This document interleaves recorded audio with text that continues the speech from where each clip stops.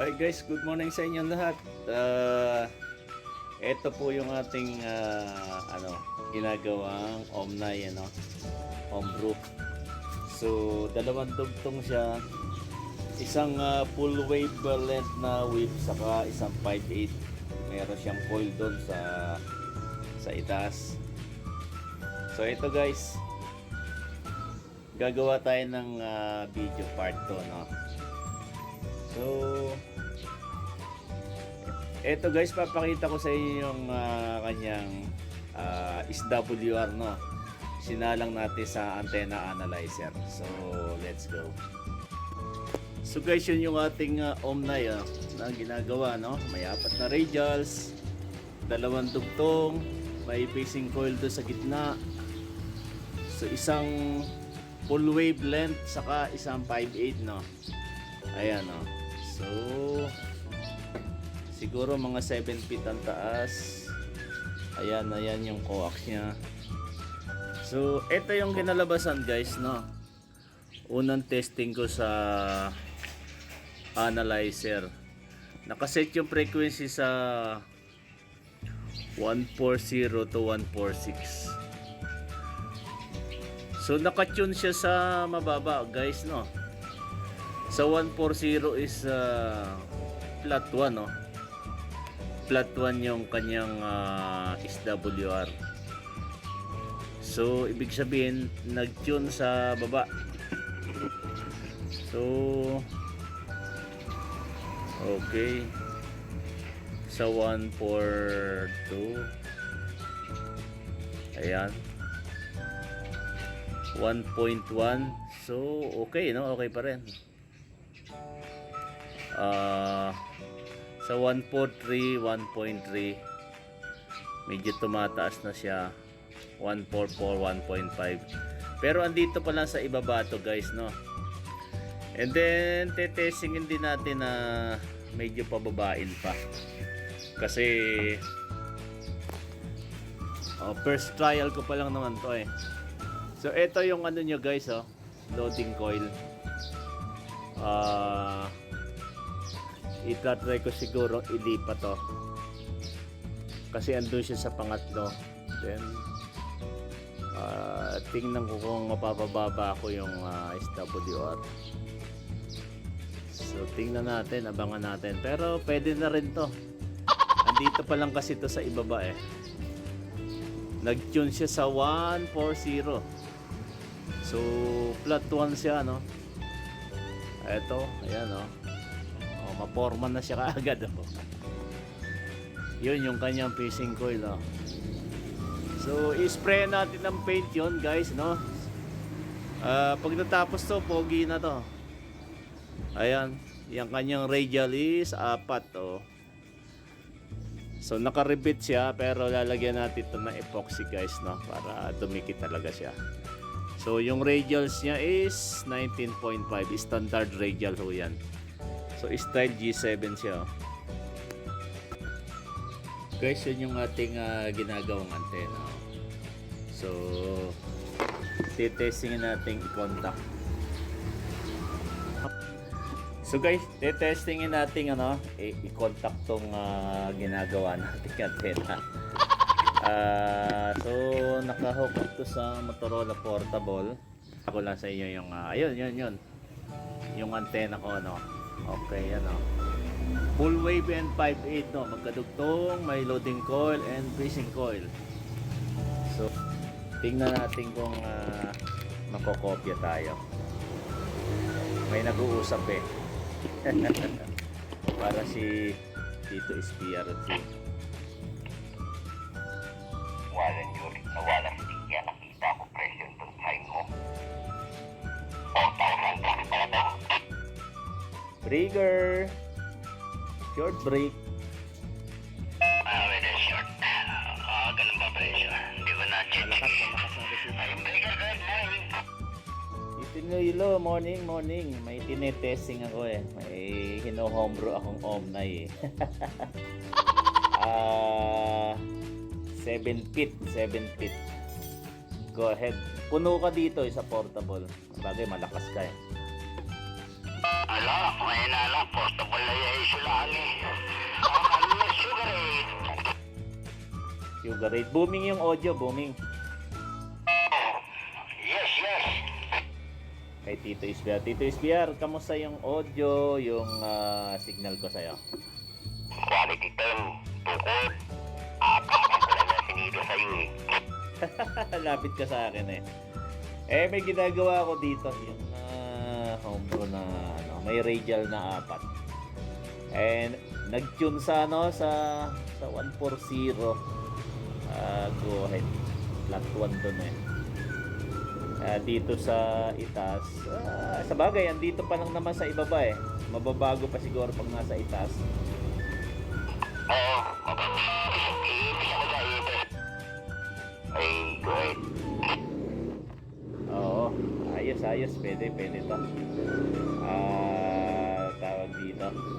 Practice para matuto. Ako nga din pwede, malapit na rin ako mag-practice eh. Go ahead. Practicean ko uli yung ginagawa kong high game. Go ahead. Pero ayos to. Sa tingin ko, mas malakas to sa mga Omni na eh. Kasi ang ginawa kong whip dito is PR, isang full wave. Tapos naglagay ako ng coil.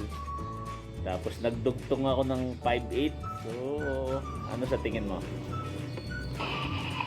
Sikat yan. Go ahead. Ayos yan. Malakas yan. Malakas mag-isip yan. Go ahead. Salamat salamat at lakas mo dito eh. Go ahead, balik sa inyo. Oo, malakas na ako yan. Dudurugin ko yung signal ni ako yan. Nag-aapakad kayo eh. Oh? Tawag ka naman. Inulo. Web?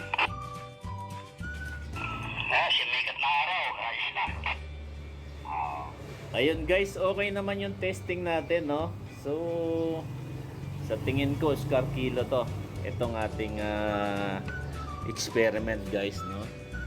At ito lang yan guys, oh. So, not bad, no? Sa tingin ko, hindi na kailangan baguhin eh. Kasi, bagamat nag-tune siya sa 140, pwede namang itaas. So, sabi nga ni Tito Espiar, sisika daw to. Full wave kasi yung whip niya guys, ito. Isang straight na aluminum plus 5/8. So, ayos to. Pambihira. Go. Eto, yan oh, ang gwapo. 4 ang radials, parang G7 ha. Oh, gwapong-gwapo, pambihira. So guys, ito yung loading coil ng Omni na ginagawa ko, no. So, normally dito talaga siya nakatap, no, sa pangatlo. And then nag-tune siya sa mababang frequency 140. I-try kong ilipat dito, no. Kasi ayaw kong magputol na dito sa whip niya. So ito guys, full wave to, itong unang whip. Then 5/8 yun. Ito yung kanyang fishing coil, no? Sa loob may coil yan. So mag-i-experiment tayo guys. I-try kong ilipat dito. Experiment nga ito. Try ko lipat dito, tingnan ko kung mababago yung SWR. A few moments later. So guys, nilipat na natin tong pagkakahinang natin, no. So yung una andito sa pangatlo. Nag-tune siya sa mababang frequency. Trinay kong ilipat dito sa pang-apat, no.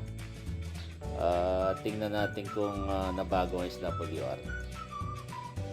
So let's go.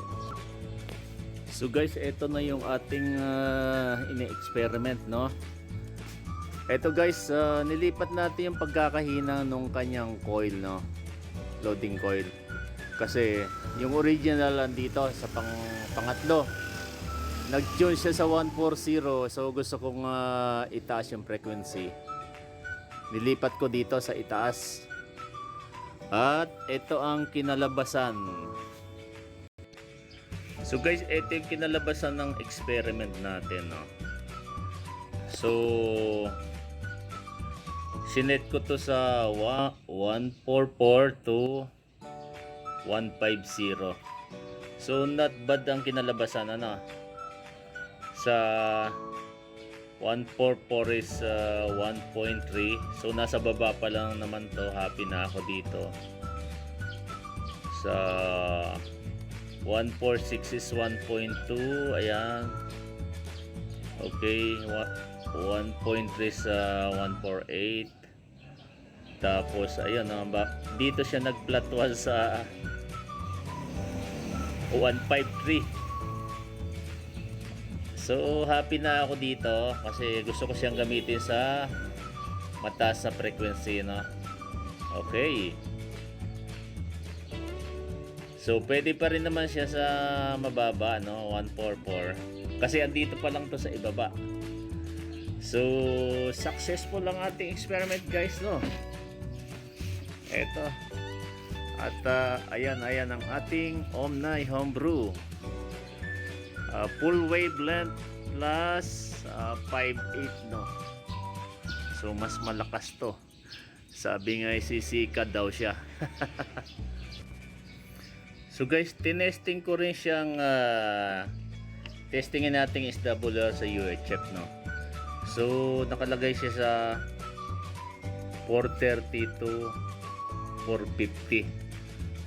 So pwede rin, no, guys, oh. Eto sa 436. So flat 1, ba? Ayan, no, flat 1, no. And then 1.5 sa 440. Tapos nag-flat 1 ulit sa 443. Pwede, oh. 1.1 sa 430. Ba, pwede rin sa UHF. Oh, pwede to, pwede. Ayos. So guys, hanggang dito na lang muna. Ito ang ating part 2, ano? At sa part 3, papakita ko sa inyo yung final na itsura nito. Kasi lalagyan ko pa siya ng epoxy para tumibay. Isprayan natin ng paint, no?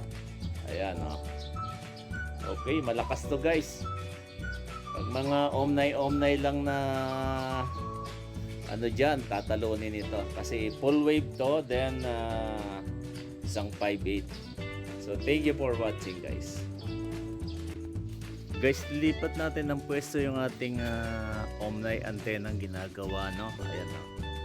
So tetestingin ulit nating i-contact.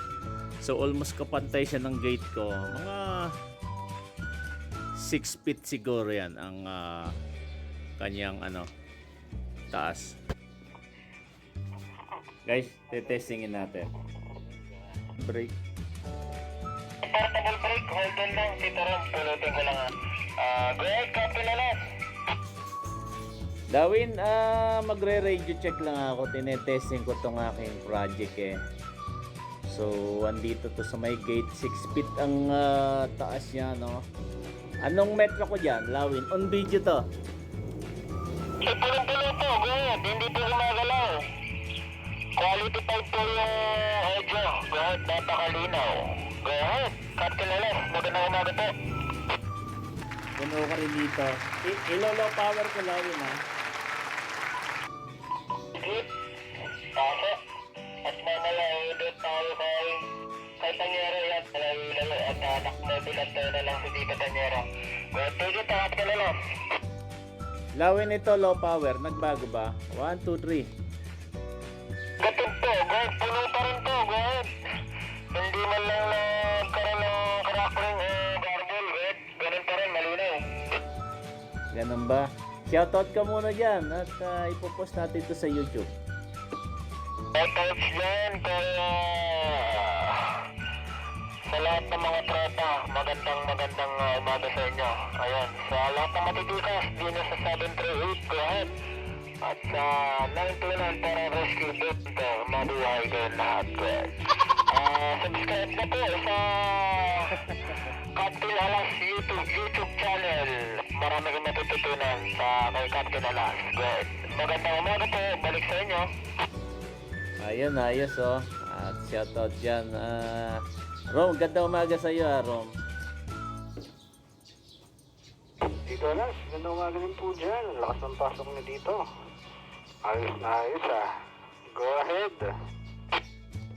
Bagong project to, Omnay. Eh, malapit ka lang naman sa akin. At punong-puno ka din eh. Roger po, malapit pa na ang pamilya natin. Pag ako'y hindi pa pumuno dyan, ako'y kakabahan na. Go ahead, papapakopintingin talaga. Oh, sige, sige. Salamat. At ganda umaga dyan, 73. Tinalas puno ko rin dito sa mababa ko. Yung 25 alba ang gamit ko. Aba, matikas. Oo, eto. Mawagayway yung ano ko. Makikita mo to sa YouTube. Gumagawa ko ng vlog eh. Opo, malinaw din yan. Good, malinaw na malinaw. Go ahead dito. Ay, nandyan yata Tito Panyero. Go ahead, testing po kayo doon. Nakamobile antena lang yung mama. Testing nga ako. Tito Panyero, andyan ka ba? Kopya mo ako. Last call, Panyero.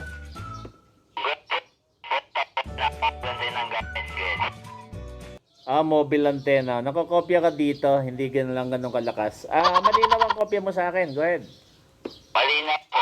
Baka medyo pakimbot-kimbot ko at mabasetup ko na mobile antena gate po. At least nakopya kita. Okay, sige. Salamat dyan. At ganda umaga sa inyo lahat. Kopya, sige Tito Alas. Pulutin ko lang hindi makopya daw nila. Yung natawag na Panyero na hindi makopya nila rin, call sign. Nagpapasignal check si Alas. Si Tito Alas ang ginagawa niya. Pasensya na. So guys, okay, successful lang ating antenna, no? Antenna check. At pwede na natin i-finalize. So, pakita ko sa inyo, yan siya, 6 feet. Almost puno sa ating mga tropa. Isang full wavelength at 5/8 with loading coil and fishing coil. Ayun, okay. Thank you for watching guys at 73.